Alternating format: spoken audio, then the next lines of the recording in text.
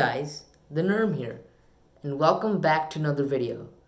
So, because of COVID-19, a lot of people are in the market for a new mask. So today, my dad is going to review all the main types of masks that are available in the market, and he's going to rate them by how effective each one is, and which mask is actually right for you. Alright guys, like, subscribe, and smash that bell icon for the latest Nirm Show episodes. Alright guys, I'll see you later. Peace. Hope you are all healthy and safe. So my son Nirman wanted me to do this video primarily to explain what are the different kind of masks that are available in the market, keeping in mind that people may have questions around what to use, what kind of masks provide what kind of protection, and what would be the right way to use them. Okay, so that was his request, his idea. So I thank him for this idea. So I'm trying to make this video as simple as far as the information are concerned. I'm trying to keep those information away from technical complexities so that people can decide, what's best for them. Okay, so first of all, the things that we should keep in mind is masks are all fine, but please do keep in mind that social distancing, health and hygiene tips that are provided by the health department of all the countries around the world needs to be maintained strictly. That's our shield, that's our protection. These are personal protective equipments. That's the last line of defense. That's what we safety professionals tell everyone, whether it's COVID-19 or not, whether it's workplace safety, anywhere, we want the last line of defense, that's personal protective equipment, to be treated as the last line. Okay, people should not think that, oh, I'm wearing a mask, I'm just safe, let me go out, let me forget about social distancing, let me not wash my hands because I'm wearing a mask. That's a complete misunderstanding. And my request to everyone, do not keep anything around this in your mind. Have a very clear idea, okay, folks? So, first of all, some of these masks that are available with me, because I had been using them for different other purposes. For example, yard work, outdoor work that generate dust. That's why they're with me. They may not be available with you because maybe you did not need them. So that's fine. Okay. So let me start first with the very normal kind of masks that are around us. That's actually called a face covering. You will find them now almost everywhere. They're basically this variety.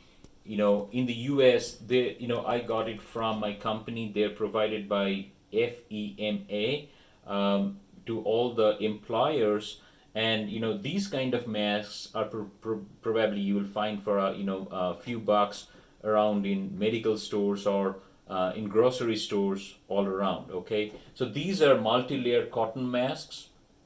So what they do typically, I'm trying to explain. They provide some amount of protection as far as filtration of contaminants, which may be bacteria and viruses as well, but it does not provide the wearer 100% protection. Let me explain why. Let me wear it, okay? So this is how I wear it. I hold the ear loops. I do not for any of the masks, I will never touch the inner surface with my hands that might contaminate it.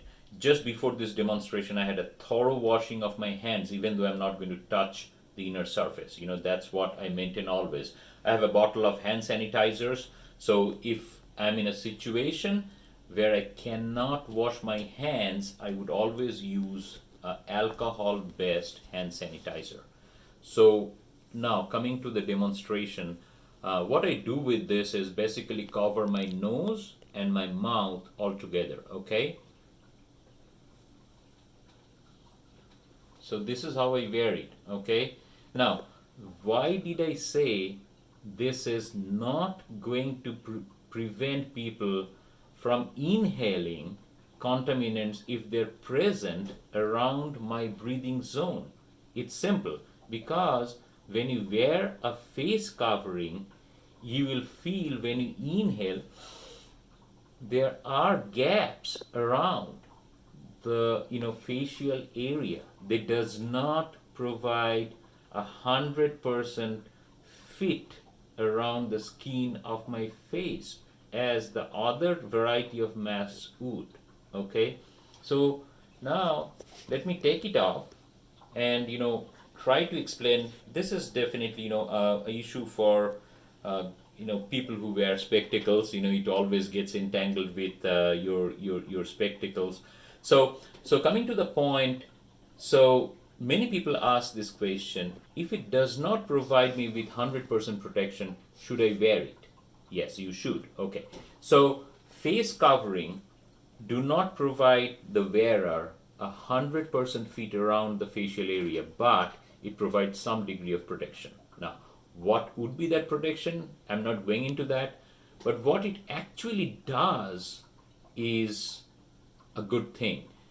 When a wearer exhale, we breathe out, there may be contaminants, virus in what we breathe out, because there may be asymptomatic carriers. We don't know who is. Okay, so these gets filtered out and actually prevent the other person in my vicinity, in the area I'm sharing with other people. So it's basically a protection for the people around us. So the best policy when you're using a face covering is everyone in a shared space cover their nose and their mouth. So that's the most important thing. It's not that I wear it so I am protected. I wear it so that you are protected. You wear it so that I am protected. So that's the new normal. So if you have people around you who are not covering their face and nose, you know, tell them, request them they should for your protection. Okay? So the other similar variety is surgical masks. Many people are using them.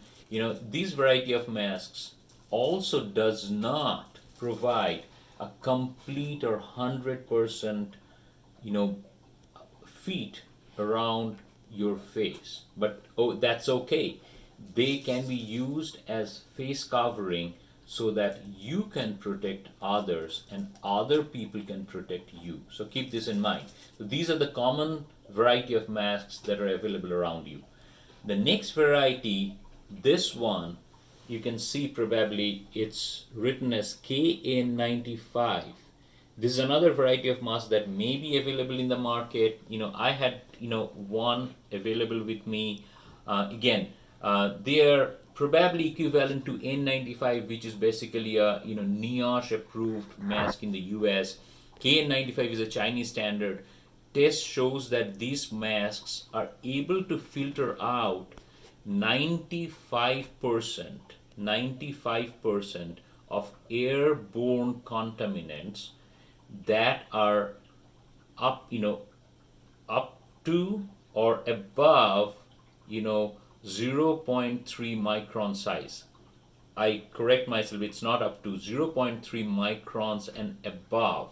Okay, so I'm coming to how we should wear it, but let me in a very simple manner explain what does that mean.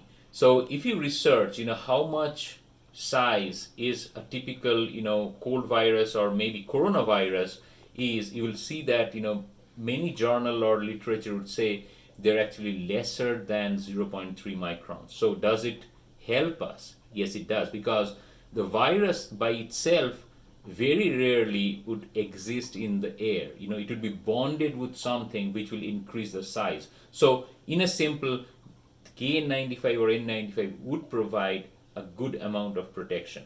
So who should wear this? Probably you will not find a N95 unless and until you had a stock with you. Let us continue to keep this masks available for the healthcare workers. They need higher degree of protection than us. we have still options wherever possible. Let us maintain social distancing. Let us not go out unnecessarily. Let us not mix with people unnecessarily. Okay, we have the choices. They don't have the choice. They have to go out. They have to serve patients. They have to work in the hospitals, right? They have to work with patients and help them. So the next point is just to explain how we use K95 or N95. This is my personal mask. This is another important point. Do not share your face covering or your masks with anyone, because the inner part of the mask will have contamination from your exhalation, and you do not want that contaminated surface to touch someone else's nose or mouth.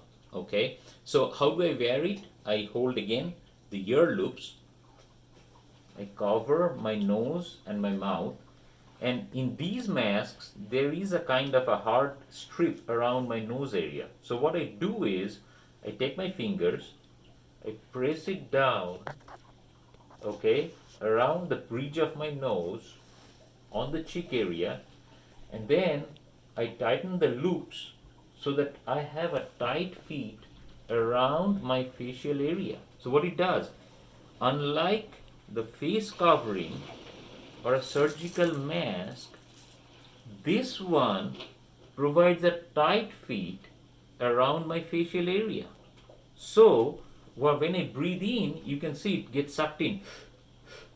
What it does, whatever I'm breathing in, it gets filtered through these layers, and then I breathe in. I do not inhale anything that goes through the gaps around my facial area, around the breathing zone. So that's the advantage. Okay, guys? So let me take it out. Okay, this time I didn't have the trouble with my spectacle. So, and I remind you, right now it's a demonstration, but I always keep my masks inside an individual plastic bag to prevent them from getting contaminated outside. Okay, now coming to N95, I won't spend a lot of time on this. I know that this may not be available with most of you, but that's okay. If you have, just demonstrating how you use it. I like N95 more than KN95. They give a very good fit. So what I do in this kind of mask is I take the loops, First of all, I would take the lower loop. I would put it across my head. I would take the upper loop.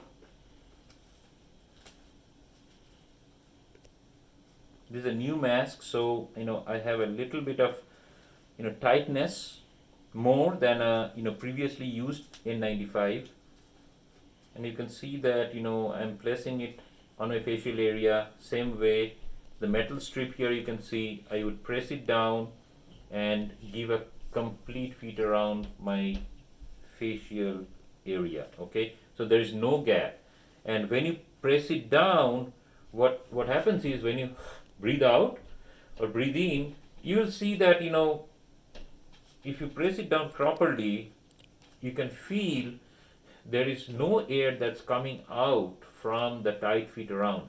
Or when you inhale, there is hardly any air that's going in between the mask and your skin. It gives a complete coverage of your breathing area around your nose and mouth. Okay, so as I was saying, this obviously gives you a much better protection.